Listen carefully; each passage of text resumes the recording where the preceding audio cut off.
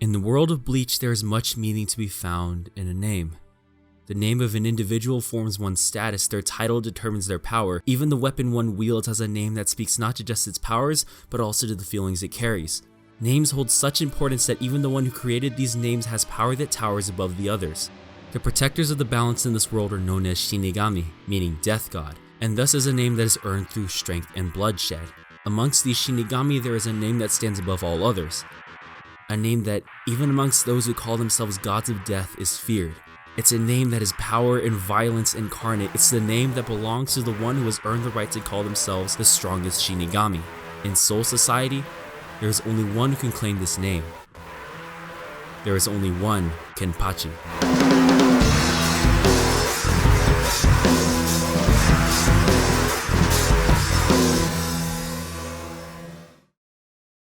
It's a name that is given to the strongest Shinigami, a title that was given to the captain of Squad 11 of the Gotei 13, said to be home to the Shinigami with the greatest fighting capabilities. Though it's a name that's passed down, that passage is only attained through blood. There can only be one Kenpachi per generation. As such, the only way to earn that name is to kill the previous owner. To earn the name soaked in blood, one must grasp it with blood-covered hands, and no one was as suited to carry that title than the 11th holder, the Kenpachi of Zaraki, who was born without a name. Zaraki is the name of the most brutal and unruly district of Rukongai. To survive, you must take the lives of others, constantly bathing yourself in blood. For a child born into this world alone and without a name, he took many lives as they stood in his way, a monster that not only took those lives but thoroughly enjoyed it. This boy from Zaraki who had no name defeated anyone who stood in his path, even those who called themselves gods of death. Those lives that he took in exchange for survival with that Zanpakuto that he claimed from a Shinigami eventually led him to the holder of the title of strongest. For the first time, both of them had experienced fear and the thrill that comes from battle. That boy without a name who only knew blood now knew the greatest thrill in the world, and nothing could compare. A battle where all that mattered was strength, not for survival but purely for the thrill. A connection that he searched for when he was all alone. That boy from Zaraki grew in strength and power, unable to forget that thrill, and worked his way to becoming a Shinigami, searching for the one who taught him that thrill. He eventually found his way to Squad 11, claiming both the titles of Captain and Kenpachi by slaying the previous holders of both, becoming the Kenpachi of Zaraki. He was the strongest Kenpachi in history, with a broken, damaged sword with no name and a peerless fighting ability and bloodthirst. All those around him feared him, and those he led respected and adored him. He who did not care about looks, status, or one's past and only cared about strength, that was the man who held the name Zaraki Kenpachi, a name that, while he had technically earned, still wasn't his. Within a name, there holds many meanings. A Zanpakuto's name unlocks Shikai, the power that lies within that blade and the abilities that suit the user, but that jagged, scratched, and dented Nodachi that Zaraki stole didn't have a name, at least not that he was aware of. To him, that blade was merely a tool, his title of captain, an excuse to fight stronger and stronger opponents. They were all merely tools for him to seek that thrill that he found all those years ago. They were all a way to seek that connection he experienced when he was a boy without a name. Because of his desperate desire to recreate that thrill, Zaraki placed upon himself shackles to weaken his immense power, bells to let his opponent see where he is, an eye patch that constantly fed on his seemingly infinite and extremely powerful Reiatsu, his fighting style with so many openings as to intentionally allow his opponents to hit him, his refusal to learn even the most basic of fighting techniques, even casting away his pride as a warrior. Everything he was made to relive that day that he found that connection. While outwardly he was the Kenpachi of Zaraki, all he was that boy without a name. However, similarly, the only other connection Kenpachi had at the time was also one without a name, who, like him, did not fear blood. A girl that Zaraki gave the name Yachiru.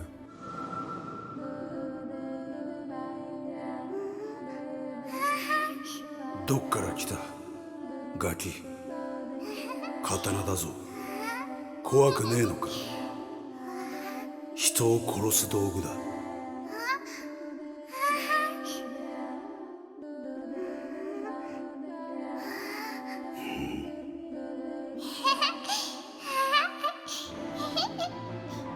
A A man who only knew violence surrounded by corpses was approached by a girl who, like him, had no name. While others feared him, this little girl approached him with a smile on her face, her hands covered in blood. This innocent-looking girl from Kusaijishi formed the second connection that the boy from Zaraki would make. For him, he would claim the name of Kenpachi that belonged to the strongest, but for the girl, he gave the name of the first connection he ever made. The names Yachiru and Kenpachi hold more significance than is probably apparent, as both are tied to that connection he made when he was a boy without a name. Neither one really belonged to him and were merely lent to him by the one who gave him the thrill that he sought. In his mind, he formed his ideal built around those names, weakening who he was to find that connection once again.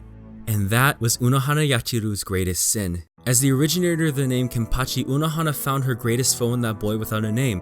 Even for her, who was known as the most diabolical criminal to ever live in Soul Society, who Yamamoto Gen Ryusai brought to his Gotei 13 for her skill, that boy with the stolen Zanpakuto was the greatest threat she had ever faced. He was so powerful, even her, who was named the strongest, had to purely rely on her fighting skill. She barely made it away with her life, and that battle left a scar on her chest as a constant reminder. But the scar she left on the boy was far worse. In his idealization of who she was, he had it in his mind that no one would or could be as strong as her. No one could give him a thrill like she did. With her own hands, she trapped the boy from Zaraki in that moment, and as if to atone for her sins, relinquished the name Kenpachi and became the captain of Squad 4, the squad that specializes, ironically, in healing.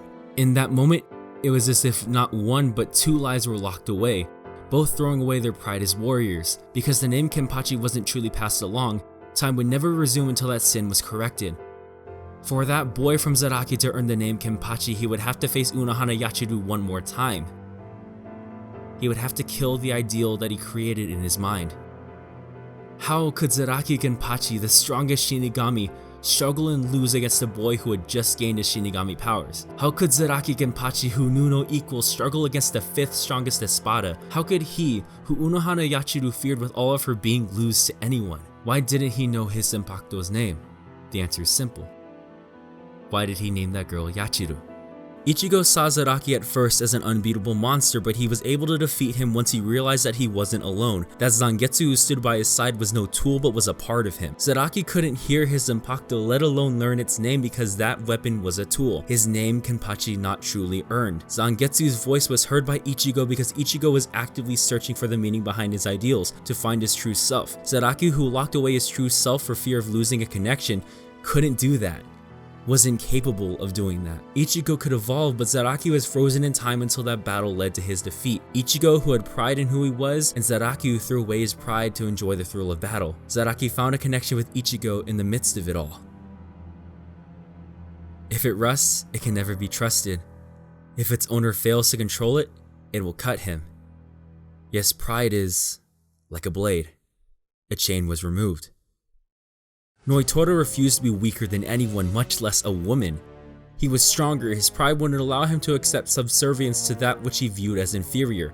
Neliel was a woman who didn't deserve the number on her back, the title that she held, but Zaraki didn't care about that. Status, appearance, rank, skill, ability, Shinigami, hollow, human, Quincy, man, woman. What did any of that matter? All that matters is the winner. All that matters is the thrill of battle. The one who is strong decides everything. After all, in his mind, the one who taught him this thrill was no other than the strongest Shinigami.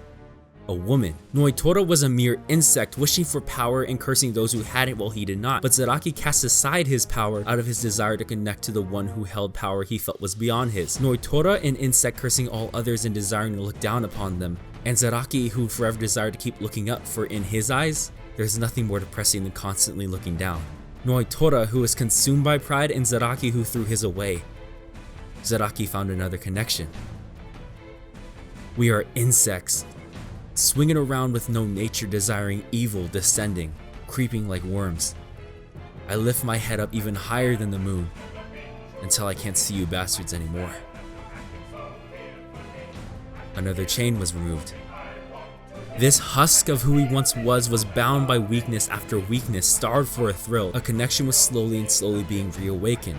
Through battle, through the threat of near death, was the only way to bring Zaraki back to the boy without a name, to the time when he was at his strongest. With every battle he partook in that brought him to the brink of death, he gained another connection. In order for him to regain who he was and move past that, he would have to kill that which trapped him in time. The one who gave him the name Kenpachi and the name Yachiru would have to die. You see, when Unohana found Zaraki, she, like him, grew tired of fighting. It was only when she was struck in the collarbone by this boy filled with bloodlust that she regained a thrill like no other. She knew full well that this boy was meant to inherit that title because the title of Kenpachi can only belong to the strongest, and she had intended to give him that title someday but never got the chance. She had taken from him the joy of fighting, never gave him that title, and instead instilled within him a fear that he could never experience something like that ever again. She gained the power to heal, for if the only way to revive him was to kill him, she would kill him again and again, and revive him again and again. With those hands once stained in blood that stole from him the thrill of the fight, she healed him and returned him to who he once was until his blade met her once more. The names Yachiru and Kenpachi meant more to him than simply strength. They signified something to him he had never known before. When getting ready to face her, he couldn't help but talk endlessly to her like a child speaking excitedly to their mother. She meant so much to him that he weakened himself as not to lose her, naming the only other person he loved after her. But Kenpachi had found others to fight, others he had connected with. He unknowingly had others that he could face and test him, no longer needing that ideal that held him back, that ideal that he threw his pride away as a warrior for. The title needed to be passed on. Any one time we throw away pride, we take a step closer to becoming beasts. Any one time we kill a heart, we take a step back from becoming beasts. It was then that Kenpachi heard a voice. No longer locked away by that ideal, that fear of losing a connection, his impacto that had yearned for its voice to be heard finally reached its owner. As the boy from Zaraki finally earned his name, as he no longer clung to the name Yachiru, he heard the name of his impacto. A Zanpakuto that could cut through meteors, swords, and even space itself. A Zanpakuto that was his power embodied. A Zanpakuto that unleashed the monster that had laid dormant at the first Kenpachi's hands. A weapon filled with the pride of the Kenpachi. The name meaning weather-beaten one. The name Nozarashi. The one who holds the title of Kenpachi is the strongest. He has no fear of death because death in battle is the best way to go, and that merely means he wasn't strong enough. He doesn't look down on others and only cares if they can give him a thrill. Their fighting strength knows no bounds, for if the enemy is as strong as steel, he can cut right through it. If the enemy is endless, he'll keep fighting till he has his fill. If the enemy is unknown, he'll fight to satiate his curiosity. If the enemy is stronger than him, that just means the fight will be that much more thrilling. Even if the enemy holds the power of imagination or miracles, there is nothing to match the power beyond imagination. Nothing that can block or defend against power that's feared even by those who call themselves gods. Because the name Kenpachi belongs to the strongest, and that name earned by the one who truly embodies it. But thank you guys for watching another video by yours truly, What's the What? Hey Math Whiz, kiss my ass, I made a Bleach video. What are you gonna do about it, huh? Called me out. I'm coming back at you with the force of video. I would like to thank FunkyTK for editing this video. You should check out his channel. He made a spicy little video that you should check out. Yeah, he really helped me out with this one because there was no way I was getting this video out anytime soon without his help. And speaking of not being possible, I would like to now thank my patrons, namely people like Flutterrod Butt, Chandler Xvidia, Laney, thanks Nitrorad, Duckman, and Mr. Cynical. If you want to keep up on videos that are coming out, you can always follow me on Twitter or check out my Discord. If you don't want to be a slave and donate to my Patreon, you can always donate to my coffee. Oh, and also the art in the end card was made once again by JSPicturePlace. Check that out. It's some real good art. Check it out right now. More Bleach videos coming, guys. I'll see you next time. Goodbye.